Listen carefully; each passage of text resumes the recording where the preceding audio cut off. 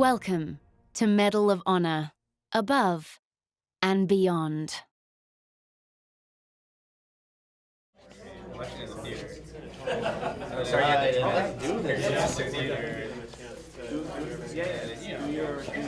Can we do a sound check, please? 3, 2, 1.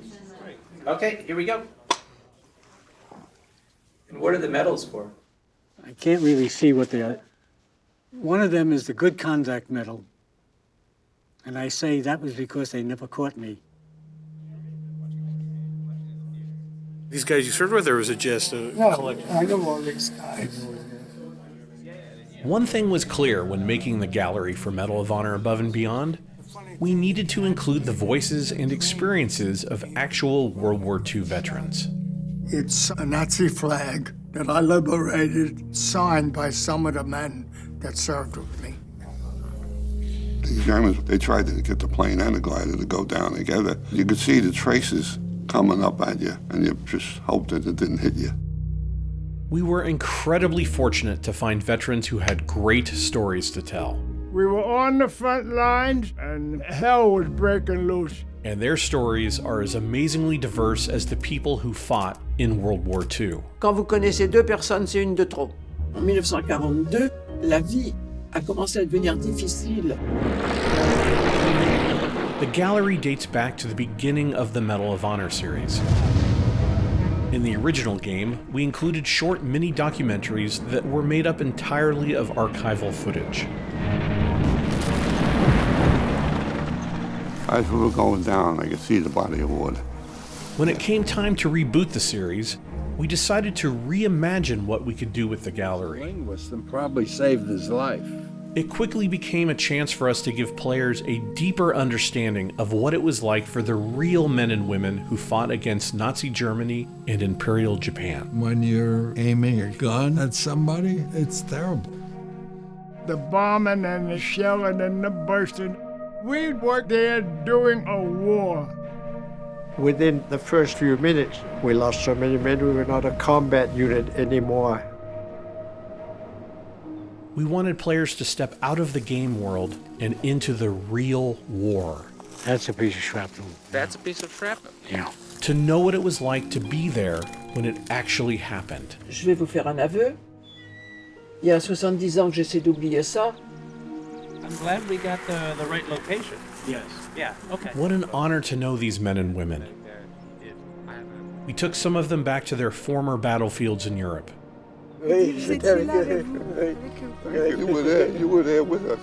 We went on trips with them to museums, where they were treated like rock stars. We visited the memorials dedicated to the Second World War. What do you think of this place? It's fabulous. I don't think I'll ever forget this day. Probably be my favorite day before I die. This is a group of warriors, of heroes, of true characters. And now we're in the twilight of this mighty generation.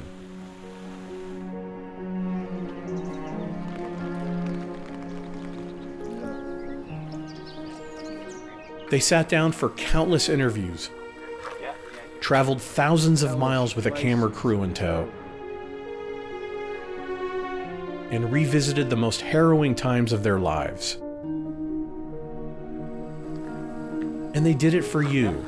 They did it so you would understand what they went through, so you would know the tragedies they endured and the sacrifices they made. They share their stories for this one reason: so you would remember.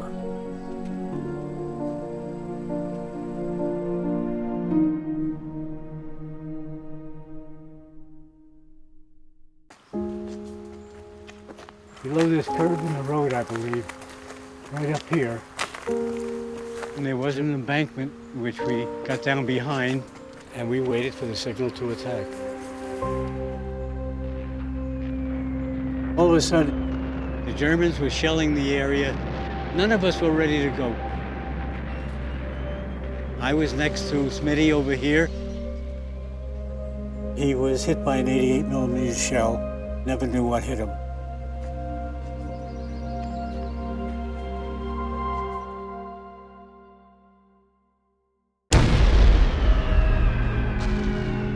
terror, the fear, the sound of the shells. War is hell. But if the order came to go, you went. You have to understand that. You have no choice. To go the other way is to be shot. Not by the Germans, but by your own people. He had a premonition, I'm sure, that he would not make it through.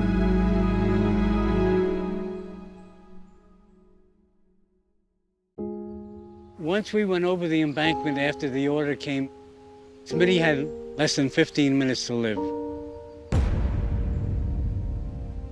Over the years, he's been in my mind, in my memory. He was a devout Catholic, I was Jewish, did not matter. We were kindred souls, really. I cherish the memory of having known him.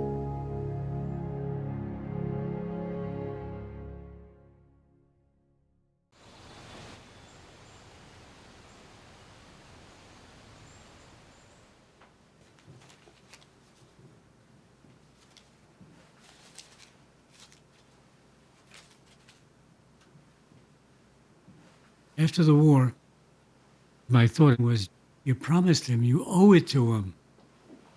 It's an obligation. And I've got to live up to the obligation.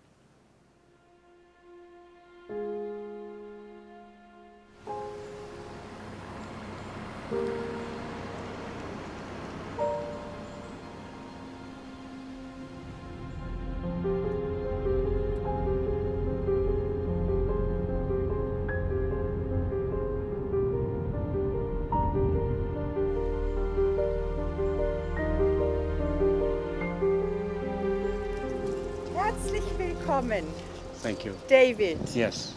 And you? I'm very happy. I'm Ines. Ines, yes. I live here with my family. I make this moment for you. This is very nice. Yeah? Yeah. Good. Wow. We go? Yes. Okay. We have animals. Here we have... I don't know what you would think because my best friend. Yeah, I heard. It was a hard battle that day. This is the place, yes. This is the place. Yes. You feel good? Yeah. Yeah.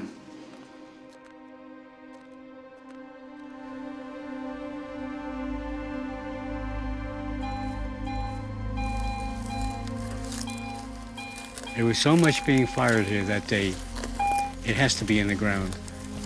Yeah.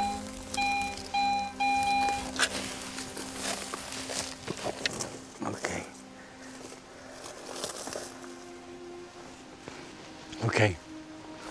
That's a piece of shrapnel. That's a piece of shrapnel.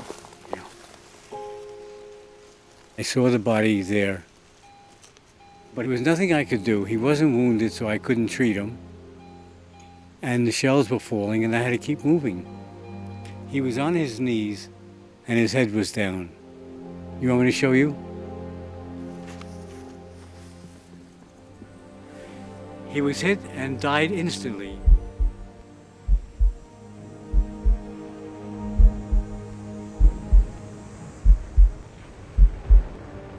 Before the battle, Smitty and I went out for a little walk just to talk and calm down.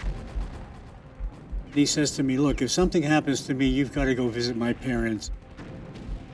I said, there's no way in hell would I do this. I didn't think at that point anything was going to happen to either one of us. He says, you've got to promise me, you've got to go visit my parents.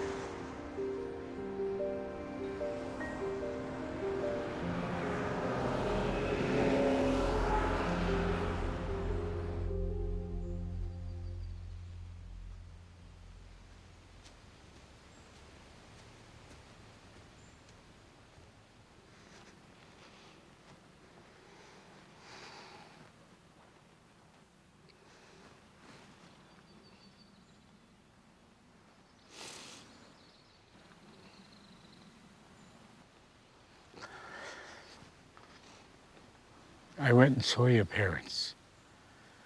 I did what you asked. They were lovely.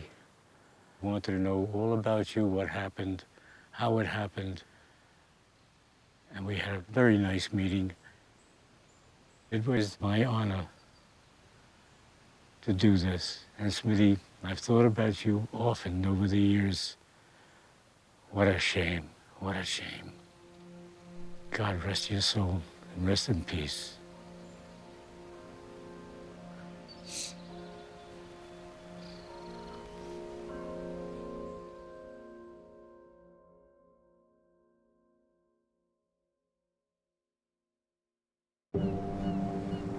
Charles Norman Shea served as a medic on D-Day. Since 2007, Charles has performed a Penobscot ceremony to honor the lives lost on Omaha Beach. But at 95 years old, he needs help carrying on the tradition.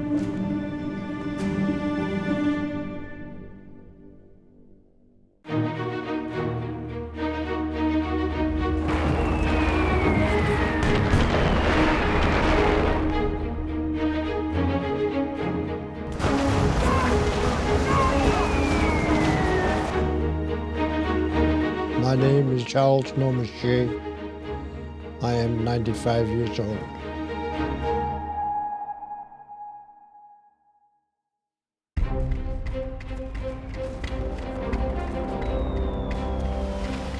Once the ramps went down, we were under direct fire from all types of weapons.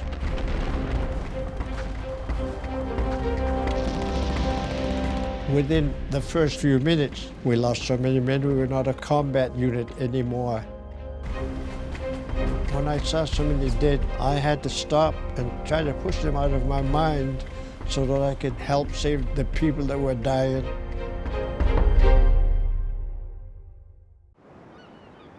I was walking up and down the beach, looking for wounded, treating them as I could. I came to a man, and when I looked at him, it was a friend of mine, and tried to comfort him. I knew that he was bleeding to death. He also knew it. Never lived the life the way it was meant to be.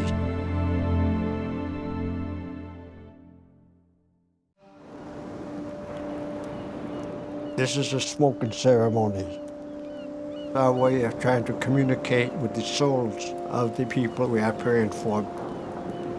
I perform it every year on the 6th of June at 6:30 in the morning because that was the time that we landed. We were the first troops to land on the beach.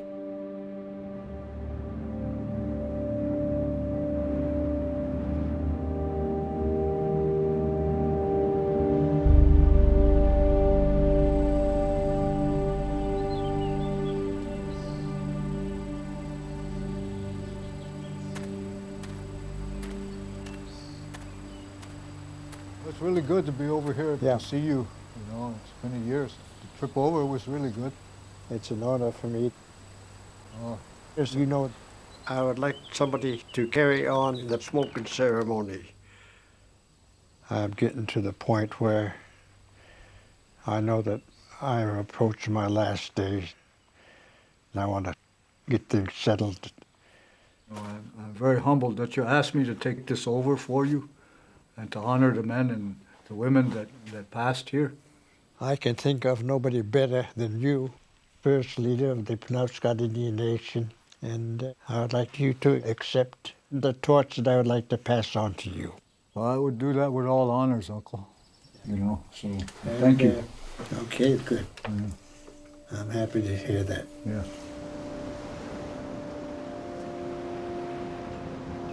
I'm forever grateful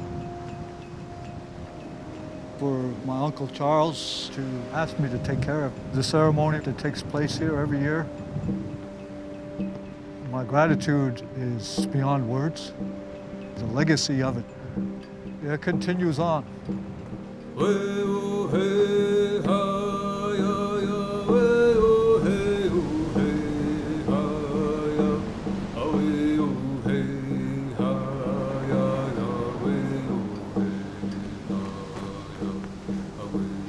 What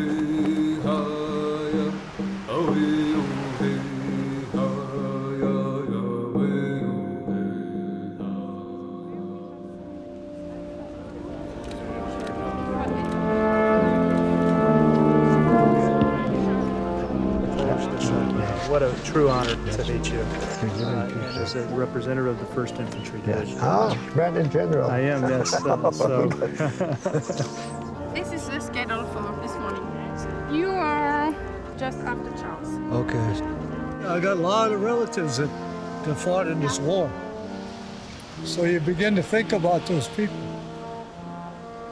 what they experienced, what my uncle experienced. I talked to Senator King from your state, and he was thrilled that I was going to be able to meet you. So this is just a small token of my appreciation. Oh, yes. Just add that to your collection. I'd be very honored. Thank you very much. Even though the 500-year history of the atrocities against our own people, we still came here to stand for freedom, because we know what it's like to lose that.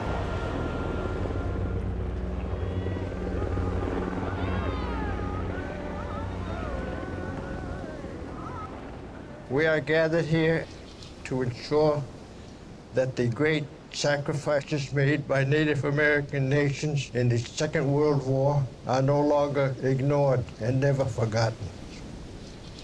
Indian warriors helped liberate the French nation from Nazi occupation, but the price was high and paid in blood.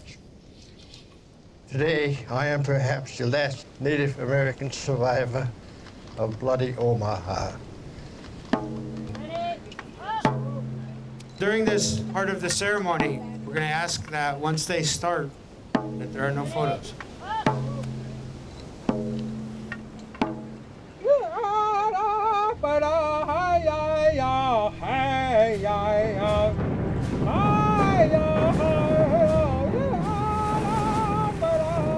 I had never experienced combat before.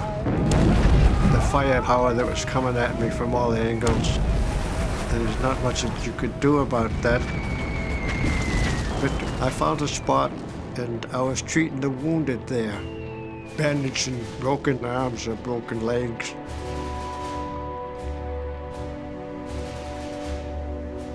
I was under machine gun fire, and I could see the bullets hitting into the sand around my feet, but they did not hit me. I knew that my mother must be praying for me. I attribute my survival to my mother's prayers. I believe very seriously that the souls of the men killed on Omaha Beach are still walking.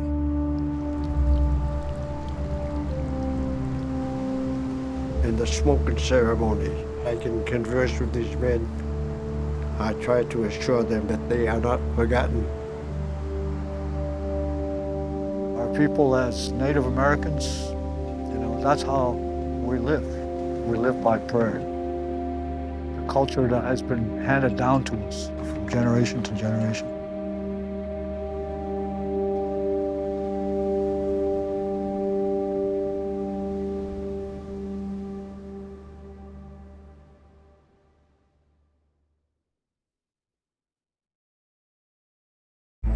Frank Agoglia never spoke about his experiences in World War II.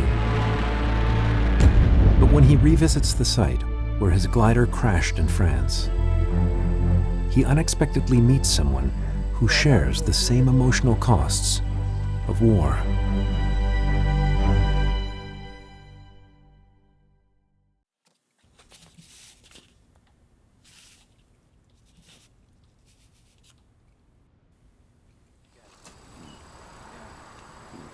Boy, oh boy.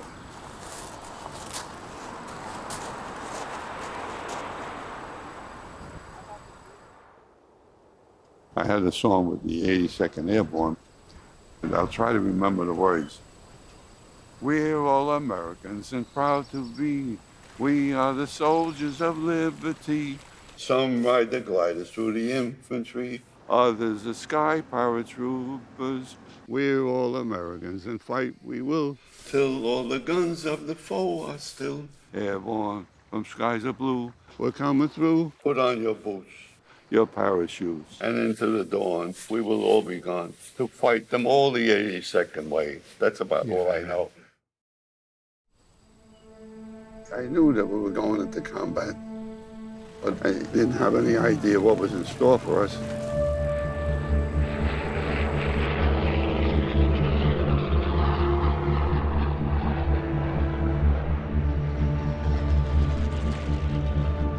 I never spoke of my experience.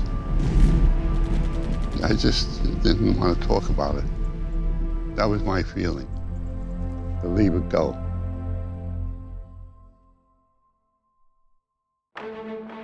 The anti-aircraft, they're firing up at you. They tried to hit the plane, get the plane and the glider to go down together. And you can see the traces coming up, and just hoping that they miss. When the tow cord was released, the weight was too much for the glider to glide per se. That was it. We went full speed ahead.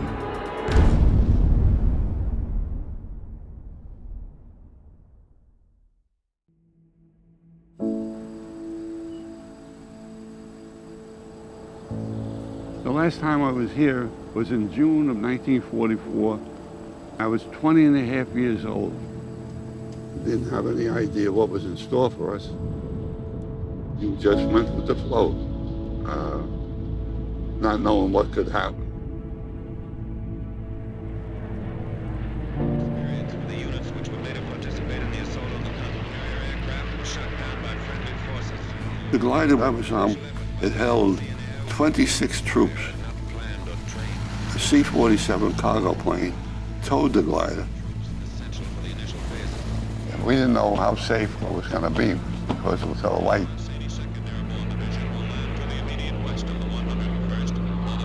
We made it okay, except for the crash landing.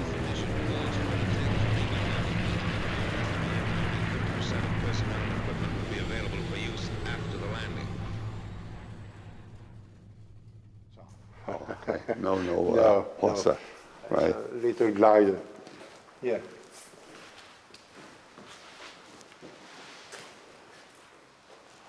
Oh, yeah. Yeah. I'm very proud to welcome you. Oh, thank you. Yes.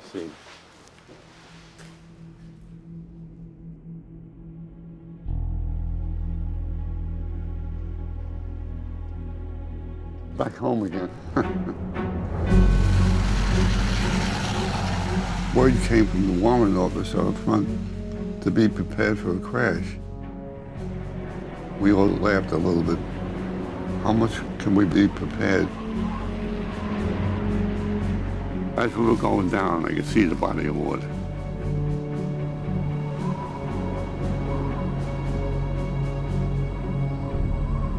We hit that embankment. It caught the center of the glider. It split the glider in half. I was thrown out of that tail, landed on my left-hand side, hurting my wrist. But I was able to move, so I got right up. You didn't have time to check around and see who was dead. They wanted you to move on into the war.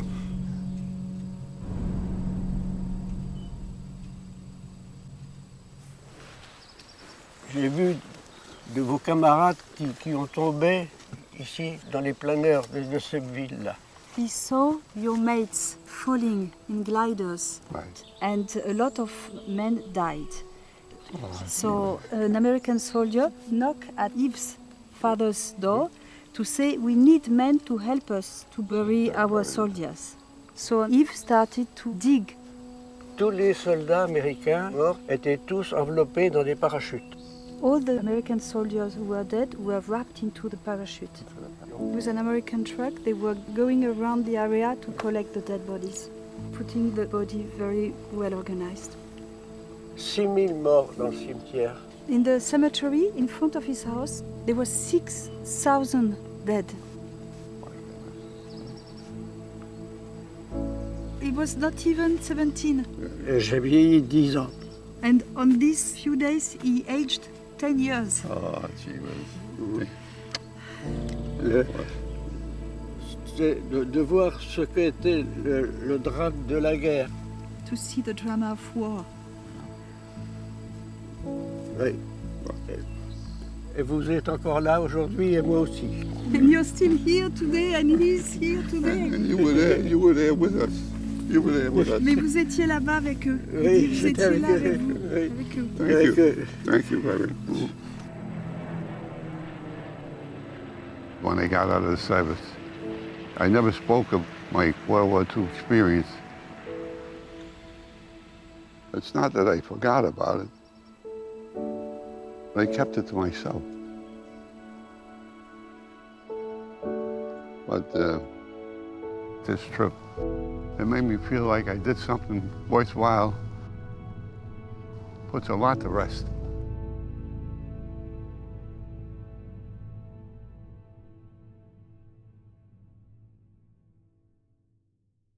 Magnolia, take one, marker. Yeah, there you go. Have I got the mic on me yet? Yes. Do you remember your serial number? My serial number is 32905-447. How do you remember that? Well, I have a photographic mind. What are these, your family photos? Yeah, yes. Well, so many American families were involved in the war effort. Yeah. How was yours involved? All right, you asked for it. My brother John served in Africa and Italy with the 8th Air Force. And then my brother Rocco wound up being sent to New Guinea, where he fought in the Pacific. Oh, so you had two brothers that also fought in the war. Wow, that's pretty, No. Okay, so, you had another brother? There was my brother Vincent, also known as Jim, served on an Army transport ship. He was sent all over to supply our troops. Wow, so you and three brothers served. I didn't know that they allowed that. My brother Joe followed. He served under General Patton in France. And then my brother Anthony, he was a gunner on a B-29 called the Indian Maid. They made 34 missions dropping bombs over Japan. And then you. And then myself, Frank, I was in Normandy, France. I was a member of the 325th Glider Infantry Regiment, which was a unit of the 82nd Airborne Division. That's 6 we go with it, boys. 6 of us served in World War II. Fortunately, every one of us got back. So how'd your parents feel about having 6 of their boys in a war all at the same time? When the United States entered the war, we were at the age where we could help Mom and Dad, but Uncle Sam needed us more. It was something we had to do, right? Now, I'm the oldest living of the 11 children. Happy birthday, dear Frank. Happy birthday to you. Here I am, 94 years old, and still going strong. How? Wow, I don't know how.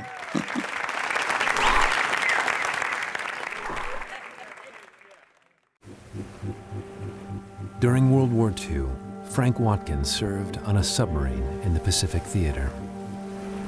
He never forgot the day he found a life raft, a dead body, and a young man's final words. Now, in the twilight of his life, Frank wonders what happened to the diary.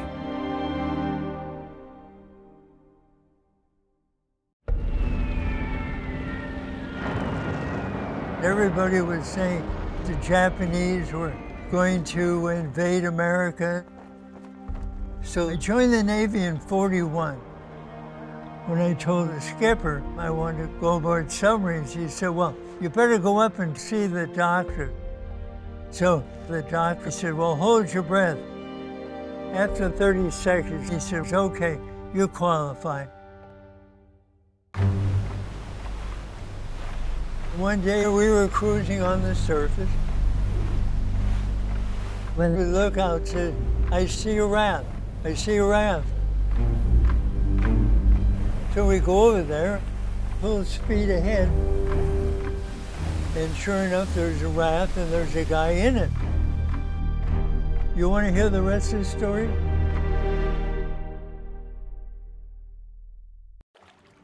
There's this guy, right? He's floating on his raft.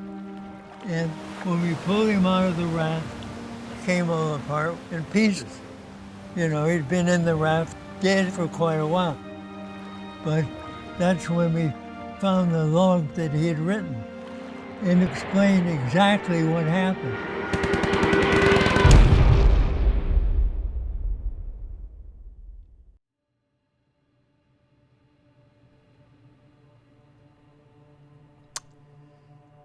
See, I go back.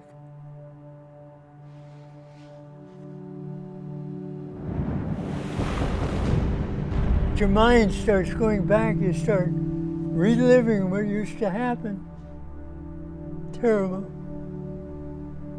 Terrible, terrible.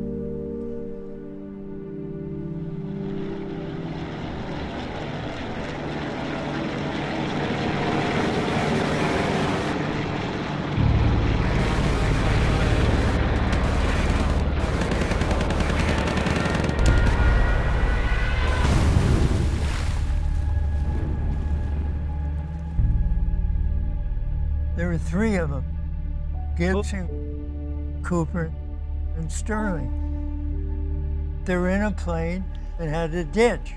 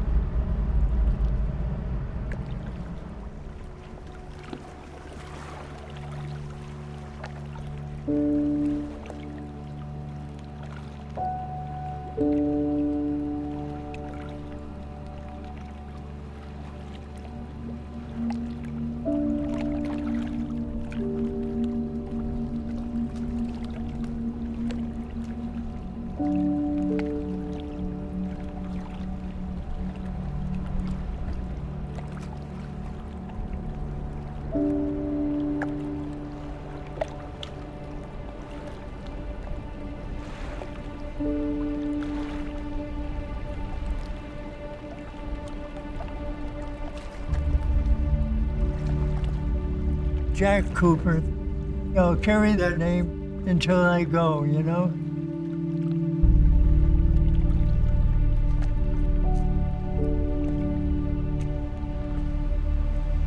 I often wondered what the hell ever happened to it.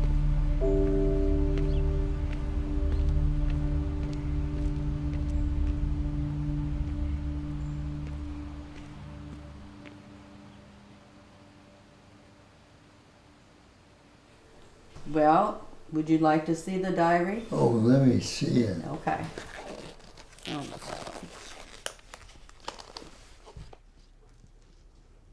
Oh my gosh.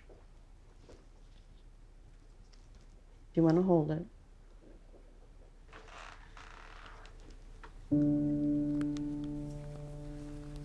Good Lord. seeing this after all those years. I know, isn't it amazing? And here's the safety pin that he wrote all this.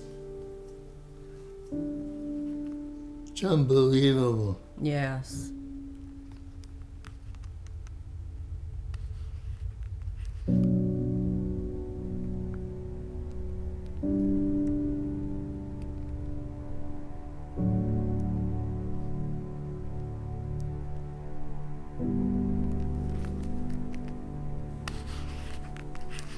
You have no idea the strength of an individual until you're put in a situation like That's that. right. That's right. And thank you so much for honoring him with his burial at sea. A burial at sea is a very sad thing. When you gotta heave home over the side. It's a swinging thing. Mm. And then he's gone. He's gone. You often wonder if he's still floating. You wonder if you're gonna follow him.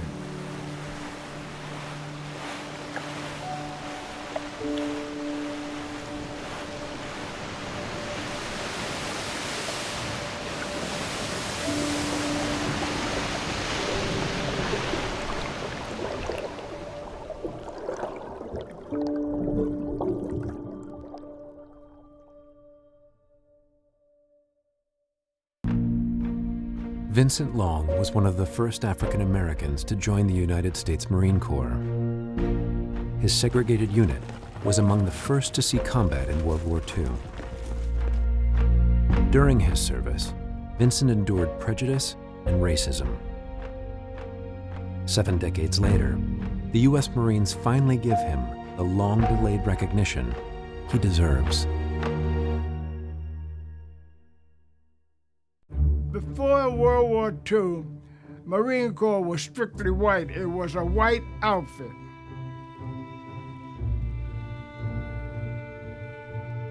At that time, prejudice between blacks and white was very heavy.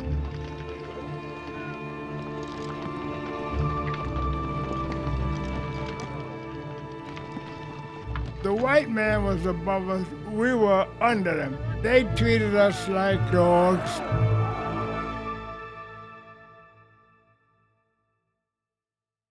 We were on the front lines and hell was breaking loose.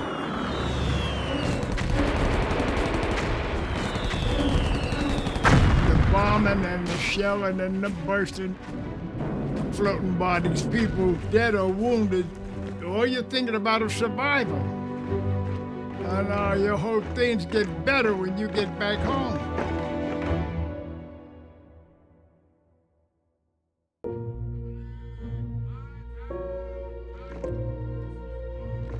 Everybody down there was an Afro-American like me.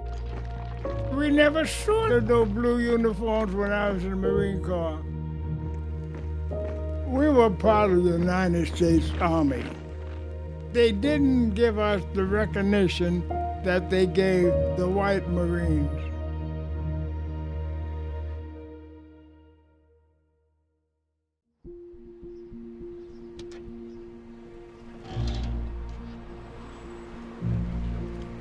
Hey, Jim.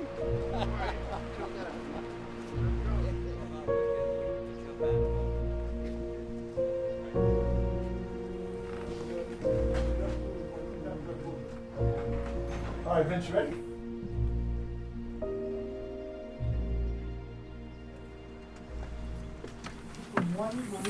That's what it looks like.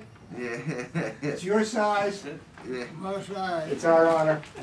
Yeah. And on behalf of all the Marines and all the other service members that you've helped, I want to just give you a very, very grateful thank you. This is the last part. Well, this better be extra large now. I'm going to try to understand it. All right. Yeah.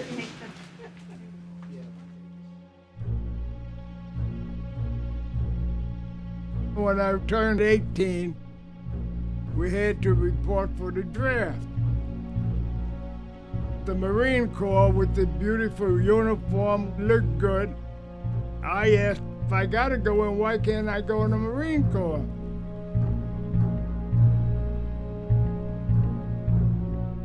And they accepted me.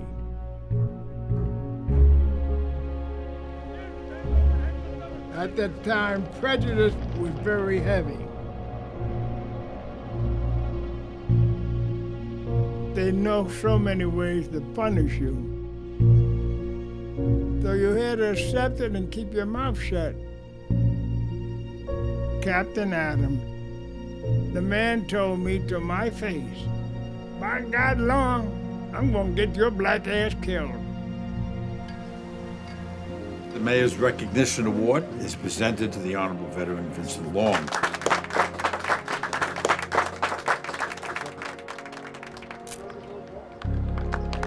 So how does it feel to be in your dress blues finally?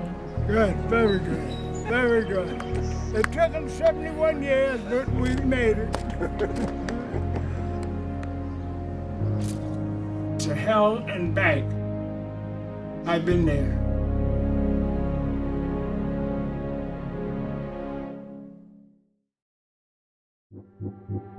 Gerhard Grote fought with the Nazi Wehrmacht. Dass der Krieg zu Ende ist. Today, as he atones for his own role in the war, he is speaking out to ensure the horrors of the past are never repeated.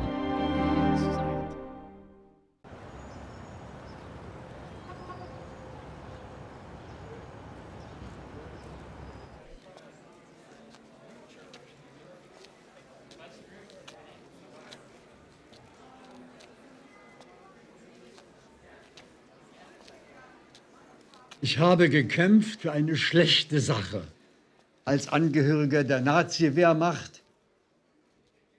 Und deshalb versuche ich, die heutigen Menschen zu warnen, es darf nicht wieder passieren. Ich heiße Gerhard Grote. Ich bin 96 Jahre alt. Und ich will euch heute erzählen, was ich damals gemacht habe, als ich so alt war, wie ihr jetzt seid.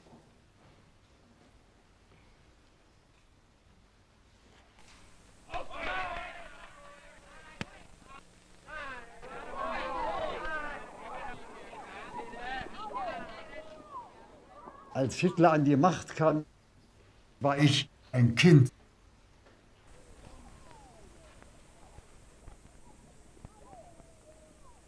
Die Nazis haben damals gleich Propaganda gemacht.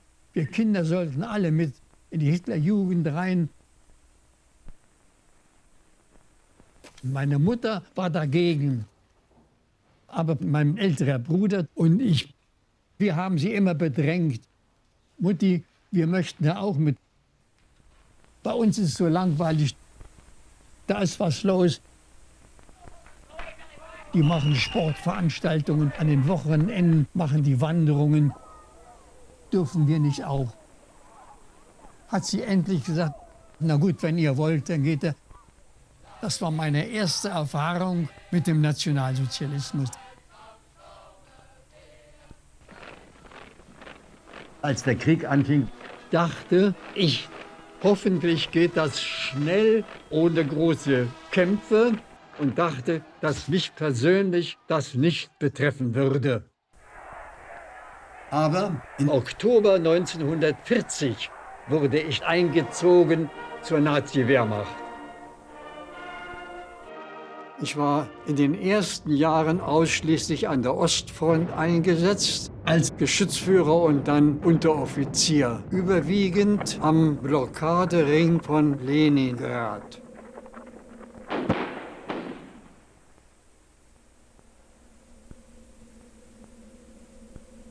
Und wie schlimm es den Leuten, den Menschen in Leningrad ging, dass 800.000 Menschen erfroren sind, verhungert sind oder durch deutsche Granaten getötet wurden. Darüber sprachen wir nicht. Ich schäme mich dafür, dass wir kein Mitleid hatten mit den Menschen in Leningrad. Als ich 1944 ja als Offizier mal ein paar Tage in Berlin war, sprach mich meine Mutter an. Die arbeitete als Hilfsarbeiter in einem Betrieb und sagte, bei uns waren bis vor kurzem Juden, die mit so einem gelben Stern, jetzt sind die nicht mehr da. Und es geht so das Gerücht, dass die irgendwo weggeschafft werden und vergast werden. Weißt du was darüber? Hat meine Mutter mich gefragt. Sag ich kann mir das nicht vorstellen.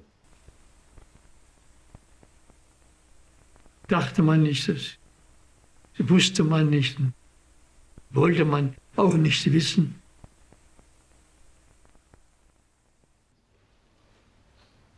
Da mitzumachen, ohne zu erkennen, welche furchtbaren Leiden wir der Bevölkerung angefügt haben, das spielte in unseren Gedanken keine Rolle und darüber schäme ich mich. Ist ja nicht zu entschuldigen. Deutschland hat damit ein Verbrechen begangen, Millionen Menschen ermordet. Man muss dafür sorgen, dass die nächsten Generationen gegen Nationalsozialismus und gegen jeden Krieg sind. Das ist meine persönliche Mission. Dafür will ich mich einsetzen, solange ich lebe.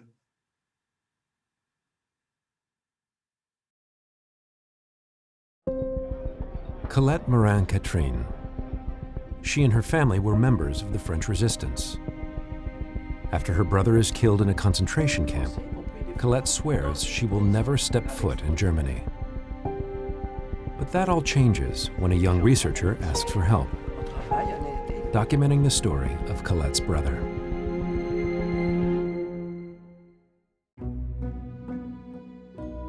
J'ai vu des photos dans les camps. C'est tellement ignoble et abject qu'on ne peut pas le répéter. Ça va nous permettre de transmettre son histoire, de ne pas oublier le passé. J'ai mis tant de temps à oublier.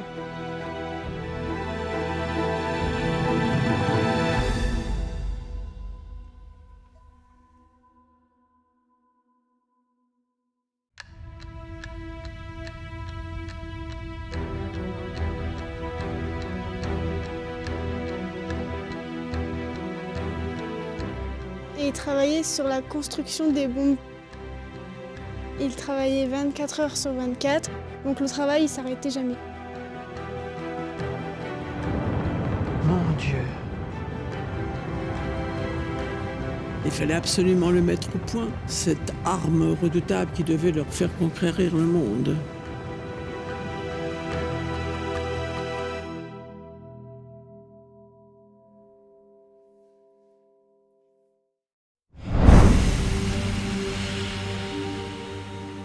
On entendait les gens crier,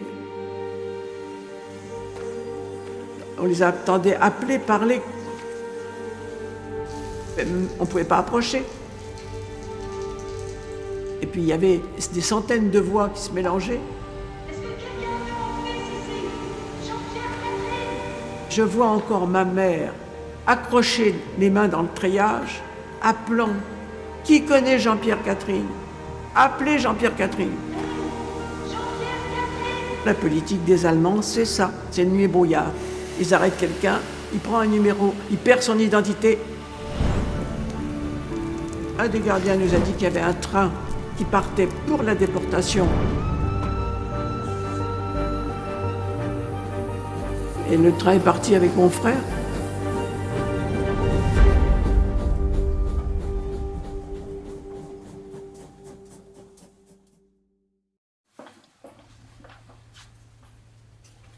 Allez, grande ouverte.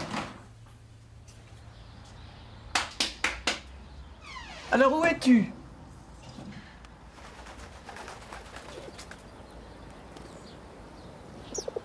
Bah, tu vas pas me dire que t'as peur de quelque chose, hein? Non, t'as pas peur. Oui. T'as pas l'air de souffrir, hein?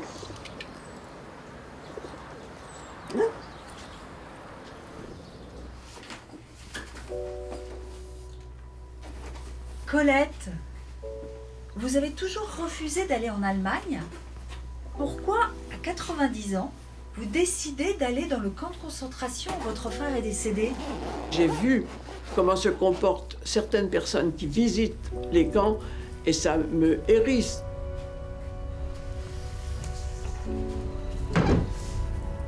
Là, c'est différent puisqu'on va honorer la mémoire de Jean-Pierre. Moi, je sais bien que quand je vais franchir les frontières Allemagne, forcément, je ne serai plus la même.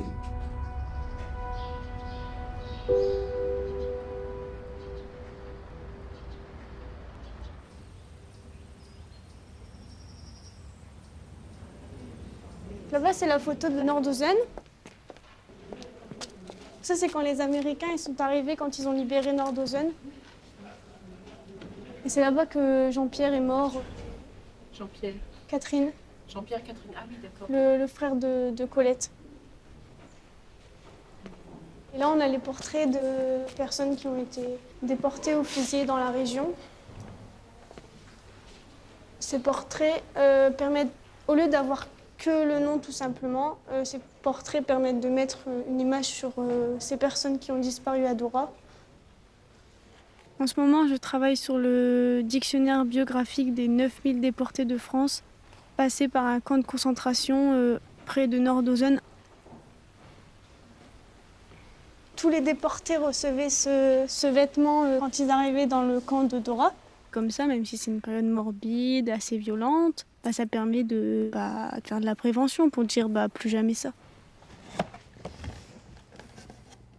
Là, on retrouve encore la mention rentrée, mort ou disparu.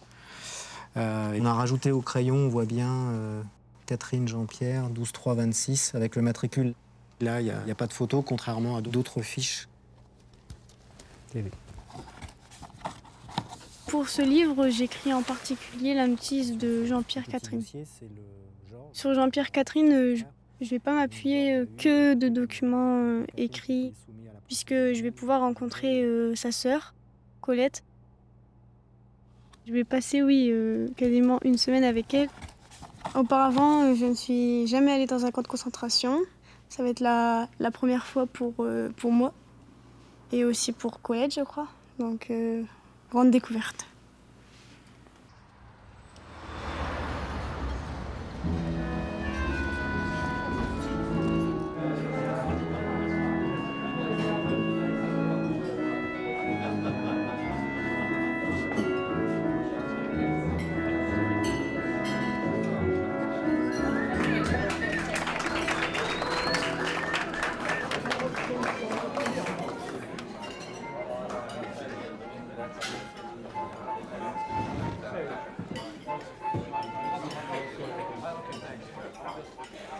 Lorsque vous serez en pleine guerre, vous vous rendrez compte qu'on n'a pas le temps de ressentir quoi que ce soit.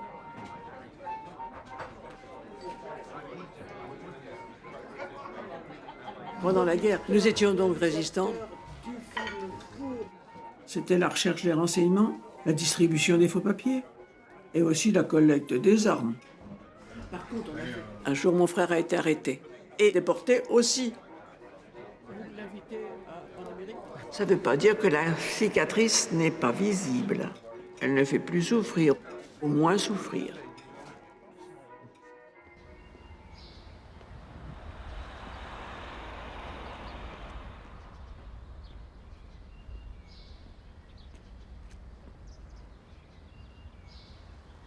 Je pense que c'est ça. Alors Lucie, c'est vous? Oui. Avanti. Bonjour ma petite fille. Allez, on y va. Pas trop fatiguée? Non, ça va. Bon, alors, avanti. Voulez-vous un café? Non, merci. C'est sûr? Oui. C'est la première fois que je rencontre une ancienne résistante. Du coup, je suis très contente de faire ce voyage avec vous. C'est bien. Voilà. Est-ce qu'on peut prendre la photo de Jean-Pierre avec nous durant le voyage? C'est vrai que cette photo-là est intrigante, elle est intéressante. Elle a été prise alors que Jean-Pierre était arrêté à la prison de la Maladrerie. On a pu aller le voir toutes les semaines. Mon père a commencé à cacher sous sa chemise un appareil photo. Si on avait été pris avec un appareil photo, on se faisait abattre sur place. Ça, c'est un couple, un père et sa fille de Français qui ont pris des photos dans une prison. C'est là l'extraordinaire. Puisque c'était forcément pas permis. Jamais les Allemands ne vous ont dit, je vous en prie, apportez des photos pour mémoriser votre famille avant qu'on ne la tue. Bon, alors, asseyez-vous, ma petite fille. Donc, j'ai vu des photos dans les camps. C'est tellement ignoble et abject qu'on ne peut pas le répéter. C'était des horreurs. Je n'ai jamais accepté d'aller faire la tournée des camps, parce que le tourisme morbide, ça ne m'intéresse pas.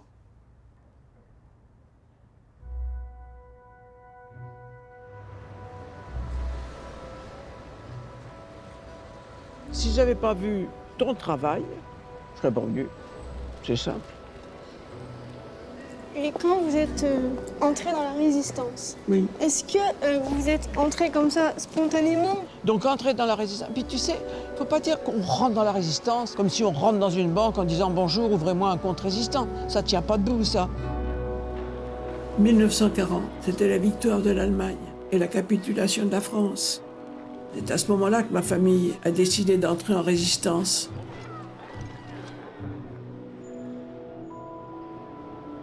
Colette, faut que je vous dise, je vous considère comme une héroïne française.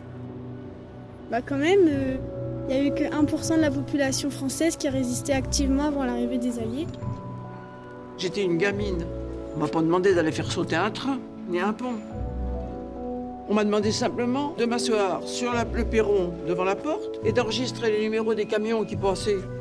Tu parles d'un héroïsme, les fesses sur le caillou et marqué sur un petit papier. On jouait au jeu du chat et de la souris.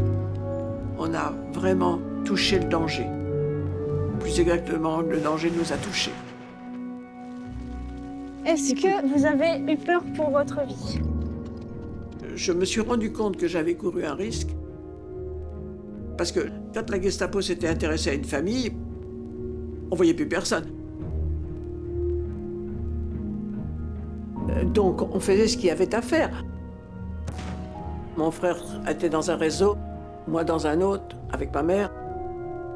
Jean-Pierre stockait et accumulait des armes. Ils ont été arrêtés à 7. Il en est revenu que 2.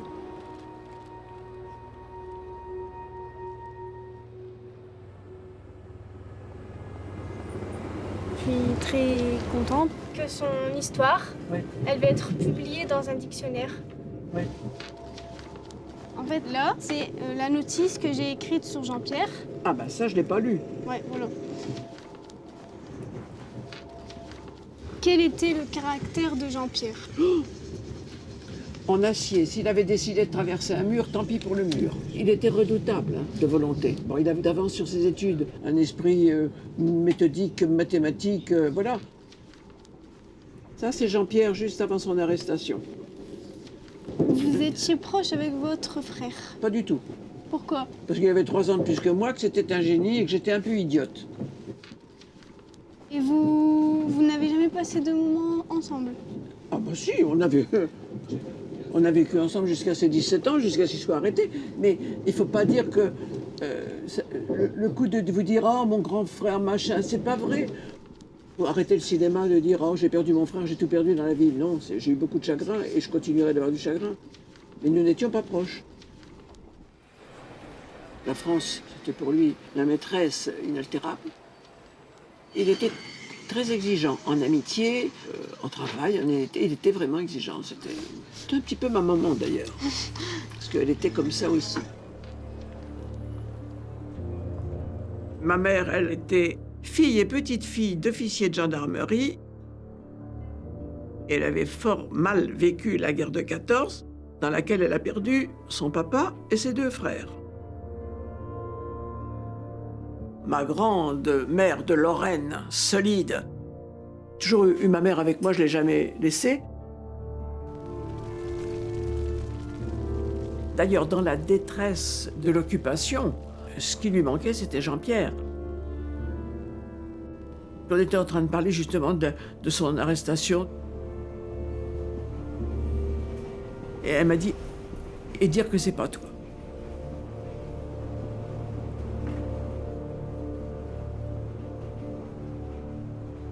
Ben, j'ai mis 75 ans à essayer d'oublier ce que ma mère aurait préféré que je sois morte à la place de mon frère. Je suis certaine qu'elle l'a dit, dans la minute où elle l'a dit, elle l'a oublié. Mais moi, pas.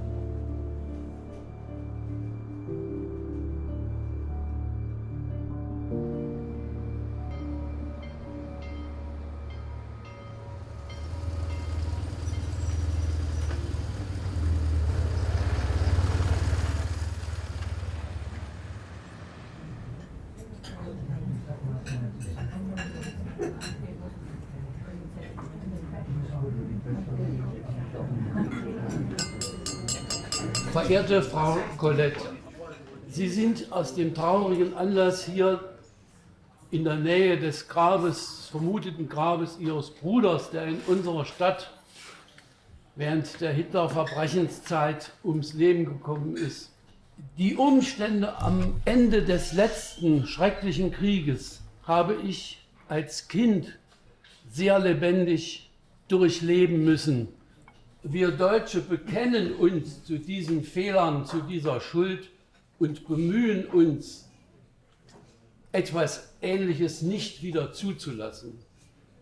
Als ich hier in Verantwortung kam als Bürgermeister. Qu'est-ce que vous voulez que je dise? Qui s'arrête parce que je vais pas bien. So, sie fühlen sich nicht gut. Und sie, Ah ja, Sie möchten, ich bin gleich fertig. ja, ein bisschen, ja. Eine Pause noch. Eine Pause. Eine Pause. Aber dann kommen wir hier mit dem, draußen mit dem Licht. Mais j'apprécie, lui dites que j'apprécie, mais je vais pas. She's very grateful. Dis-tu que j'ai quelque She's chose sehr, sehr à dire. dankbar. Sie ist sehr, sehr dankbar, aber es ist gerade zu überwältigend und zu viel für sie. Ja. Daher bittet sie eine Pause. Ja. Ça va pas trop bien, mais ça va aller, ça va aller. Mais il faut que ça s'arrête. Tout le monde s'assoit, on est tranquille. Arrêtez-vous, allez vous asseoir, tous. Let's sit down. Okay, alle setzen sich hin. Everybody sit down. Eat, drink, and be merry.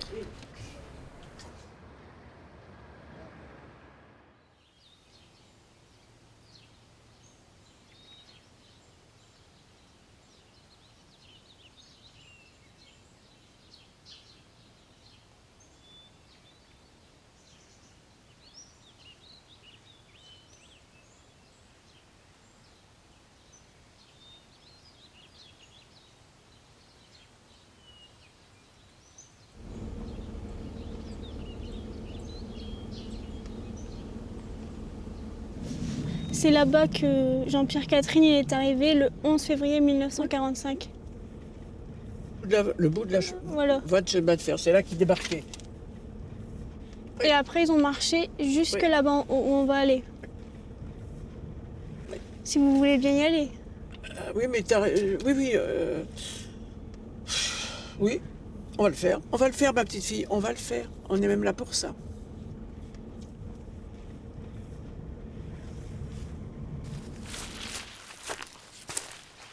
Et dans les recherches, on a trouvé qu'il dormait au bloc 7.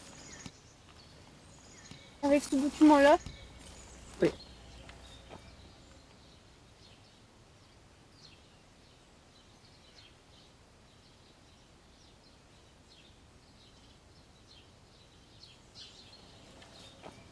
Il dormait à même le sol sans couverture. C'est extraordinaire.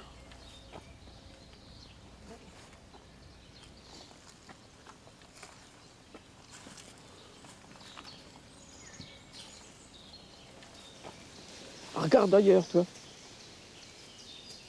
Je ne peux pas y apporter une sœur. Je n'ai rien lui apporter. Allez, on y va. Va, parce qu'on ne va pas rester là 8 jours. Merci, Papus. Allez, on y va. On peut pas.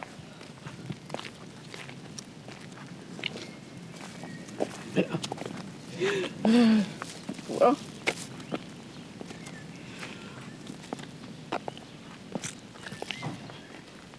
Allez, hop. Elle va rentrer, oui, t'es comme moi. T'es pas mieux. Il n'y en a pas une des deux pour remonter le moral à l'autre. On se soutient mutuellement. Non. Et on a fait que la moitié du boulot.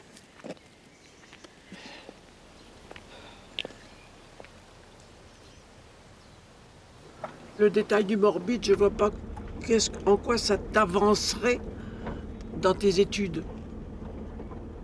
Et ça peut pas enrichir ta documentation.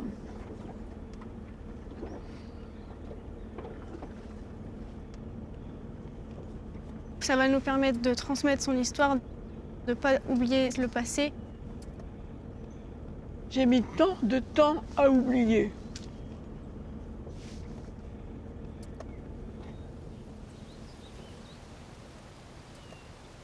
Là, on va aller voir le tunnel de Dora. Oui.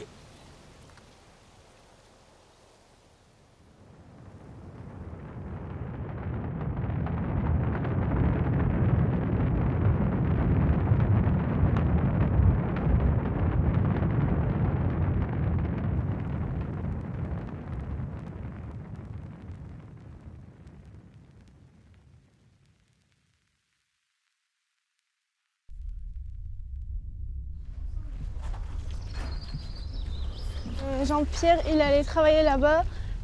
Il était affecté au commando 55 en tant que mécanicien. Si la colline pouvait parler, je pense qu'on entendrait des hurlements.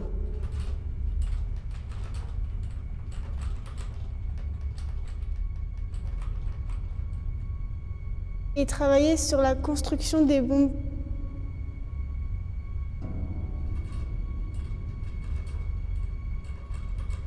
Regarde, ça c'est une carcasse de V2 là-bas.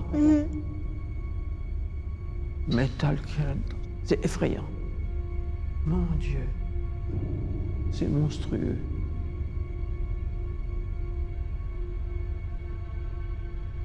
Il fallait absolument le mettre au point, cette arme redoutable qui devait leur faire conquérir le monde.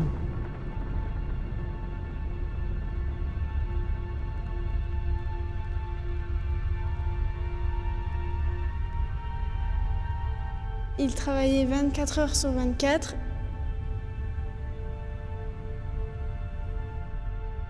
Donc le travail, il s'arrêtait jamais. C'est pas une vie, c'est un cauchemar. C'est l'enfer, c'est Dante sur terre.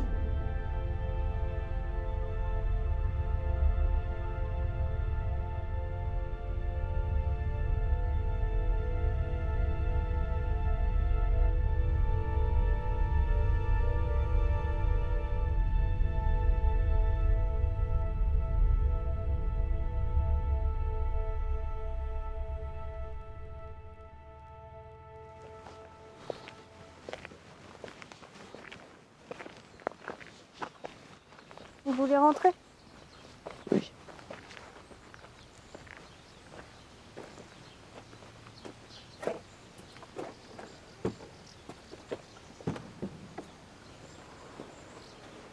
Merci, ma puce.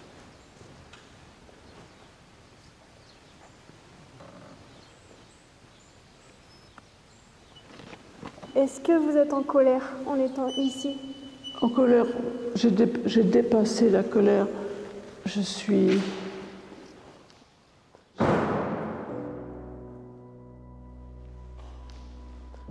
Je suis un peu dépassée par l'horreur. Est-ce que tu te rends compte que Jean-Pierre a fini là-dedans? Un grand beau gars qui plaisait aux filles, qui était charmeur, qui était brillant. Fini.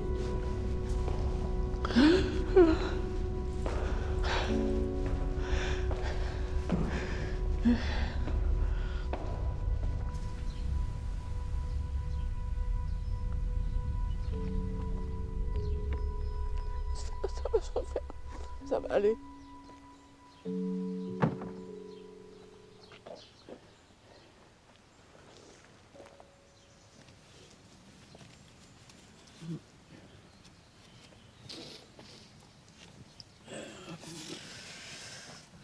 Oh, viens ma puce.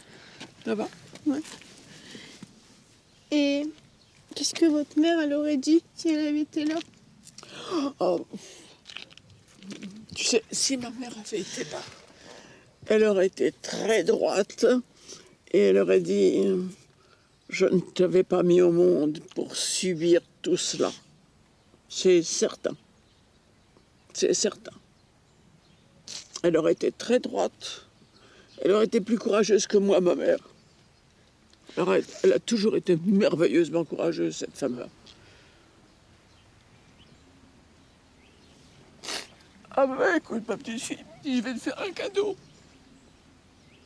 Parce que la seule chose qui me reste de mon frère, c'est ça. Et je pense que ça va très bien aller à ton... Ce sera un gros doigt. Tiens, ma puce. Tiens. Voilà. Évidemment, elle n'est pas à ton doigt. Et regarde bien. Alors, je t'explique. Jean-Pierre avait 12 ou 13 ans quand il a fabriqué cette bague pour maman. Il avait commencé à graver son nom. Jean-Pierre, tu vois, on voit le JP, mais c'est... Et il n'a jamais eu le temps de la finir. Et voilà. Quand tu seras centenaire, tu sais, une vieille dame, tu auras ça, tu te diras, ah oui, quand j'étais jeune, j'avais été. Voilà.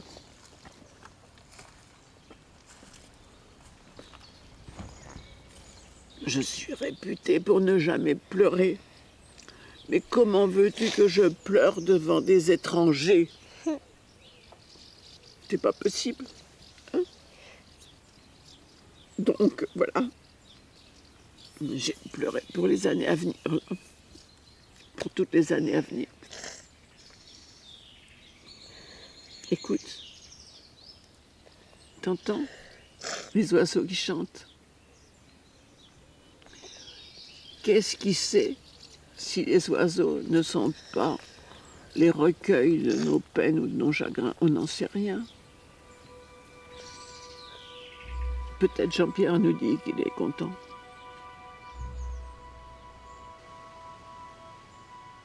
Je suis tout à fait consciente que combattre le nazisme valait tous les risques. Parfois, et même quelquefois souvent, des choses à la fois difficiles et parfois dangereuses. Parce qu'on n'a pas le choix. La résistance, c'était comme ça. Quand on met le petit doigt dedans, tout le reste y passe. Et évidemment,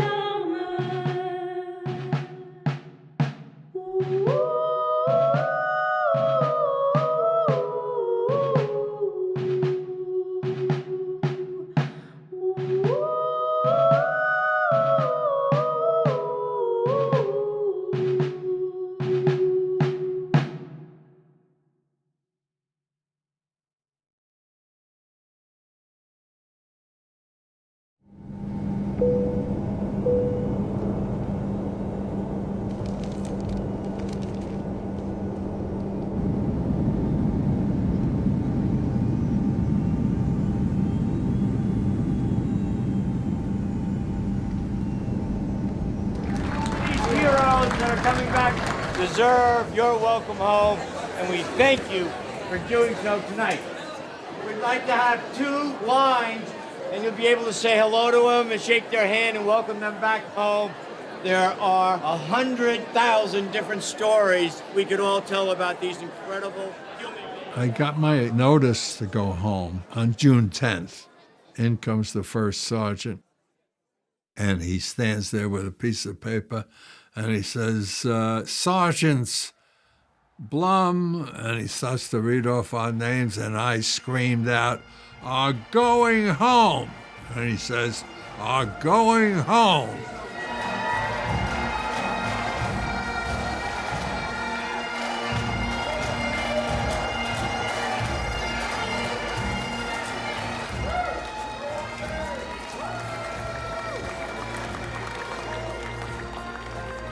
When I look back and reminisce on what I had seen, I could say, I was lucky to get home. I read about how many guys were killed on Saipan and Okinawa. I said, damn, I never thought I'd make it to 91. Still here, we're still kicking.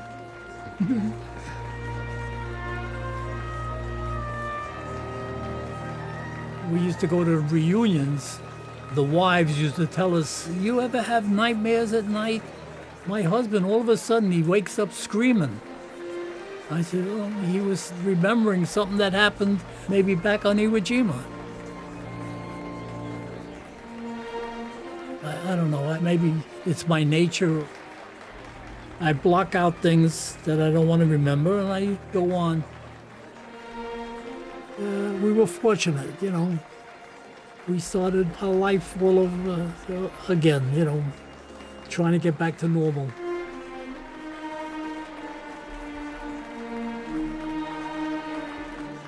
I think about people who their lives stopped.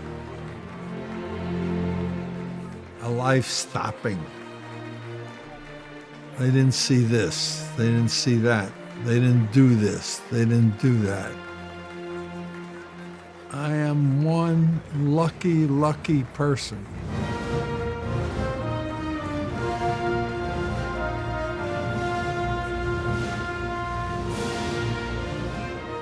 World War II was the defining moment of the 20th century, but it was also, for anybody in the service, a defining moment in their lives.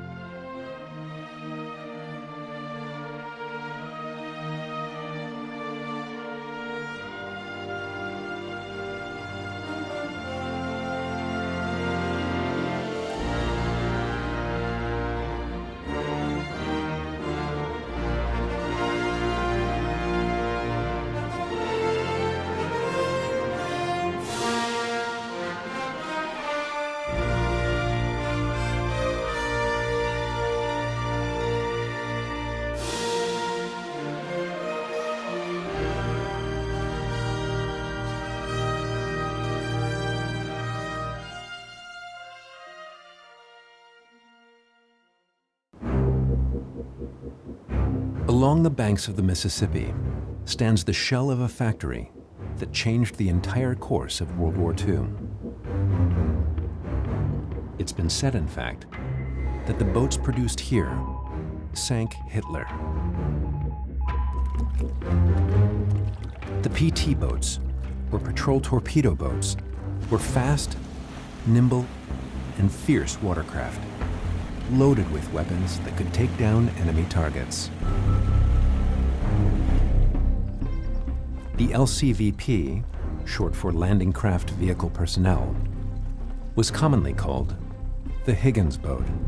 It was America's secret weapon, able to traverse shallow waters and drop entire armies on any shoreline.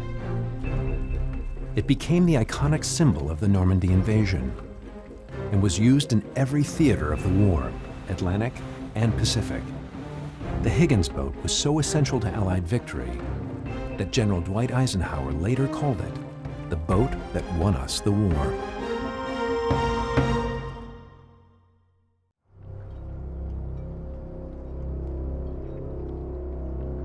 Higgins Industries ran several boat-making factories during World War II. Workers here manufactured two boats critical to Allied success: LCVPs and the PT boat.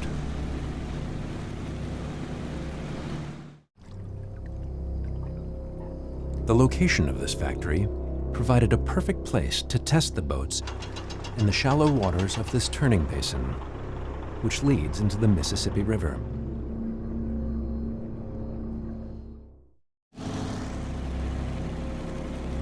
The Patrol Torpedo, or PT boat, was a small, fast, and highly maneuverable boat that could engage enemy warships, transports, and tankers. The PT boat could carry a crew of 12 men and was armed with torpedoes and machine guns that were highly effective at taking down enemy ships and aircraft.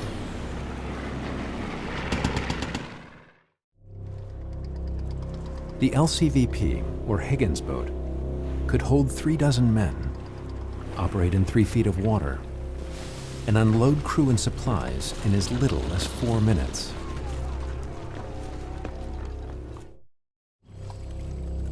Higgins boats were mostly made of plywood, other than the metal ramps, which provided the only protection to troops under direct fire.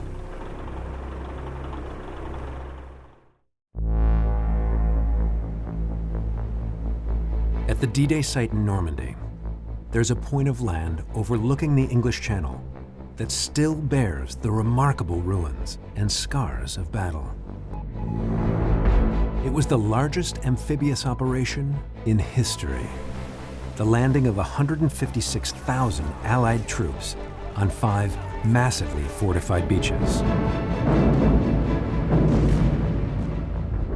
Concrete remains of German defenses tell a tale. So do the gaping craters, left behind by aerial bombing. And the 100-foot-high cliffs that had to be scaled against all odds. Allied commanders knew the D-Day troops would be facing unimaginable German firepower. But the date had been set. It was now or never for the Allies to invade France.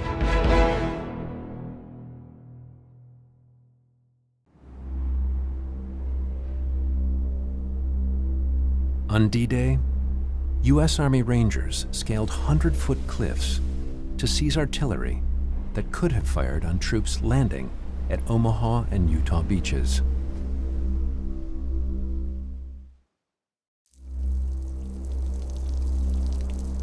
Omaha Beach is where Allied troops stormed the coast of France on June 6, 1944.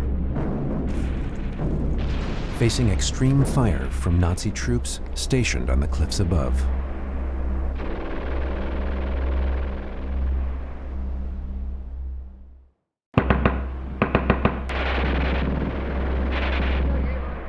The access crew inside this bunker would have had a commanding but daunting view of the thousands of Allied ships lining the horizon on D-Day.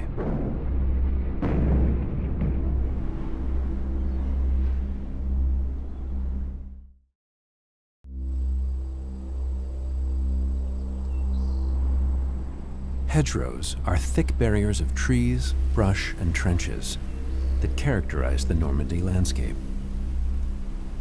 They provided both obstacles and protection for Allied troops advancing into France.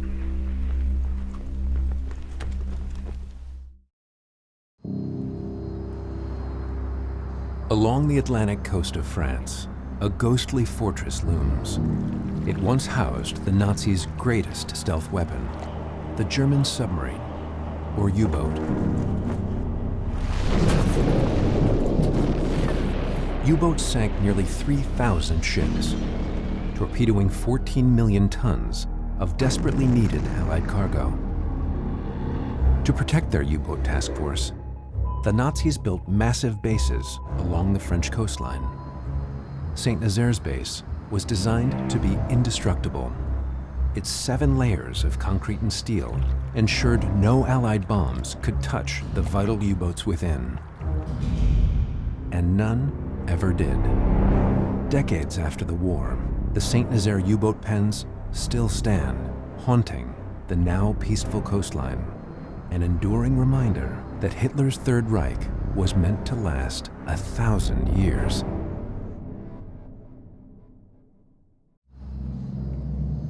Saint-Nazaire's entire 14-pen structure was completed in just 16 months, due to the construction day and night by Nazi prisoners.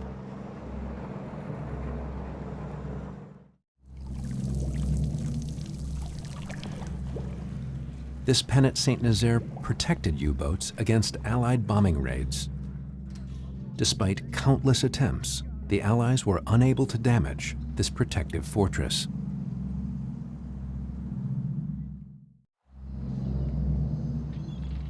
The U-boat pens safely housed submarines.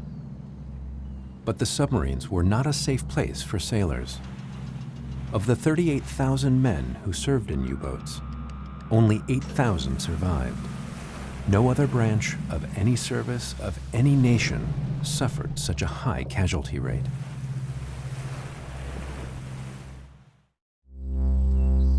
Test Stand 7, the launch site in Peenemünde, where the Nazis tested hundreds of V-2 rockets.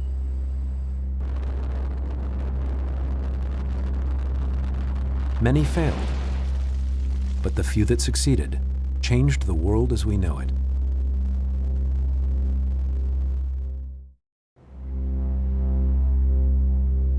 Several Allied bombing raids were carried out against Peenemunde's weapons site. Small ponds are the lasting remnants of bomb craters left behind from Allied attacks.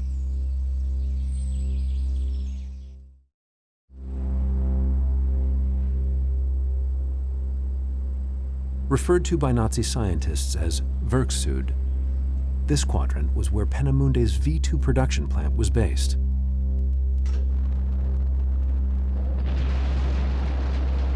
This rubble is all that remains after Soviet soldiers destroyed most of the buildings after the war.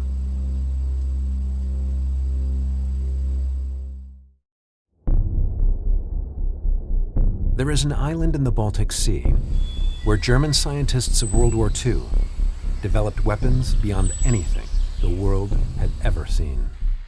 The top-secret lab was the Peenemunde Army Research Center. The monstrous weapon was the V-2 rocket.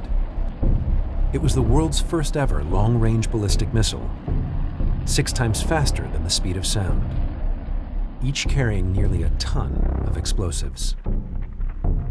Over 3,000 V-2s terrorized, killed, and maimed thousands of Allied citizens. Today, the ruins of Peenemunde are off limits to the public.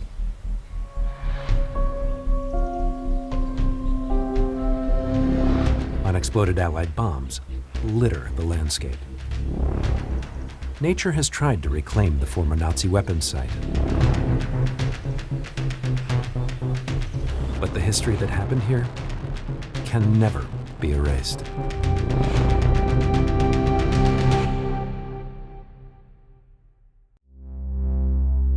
Test Stand 7's fire deflection pit deterred flames from V-2 rocket engine tests.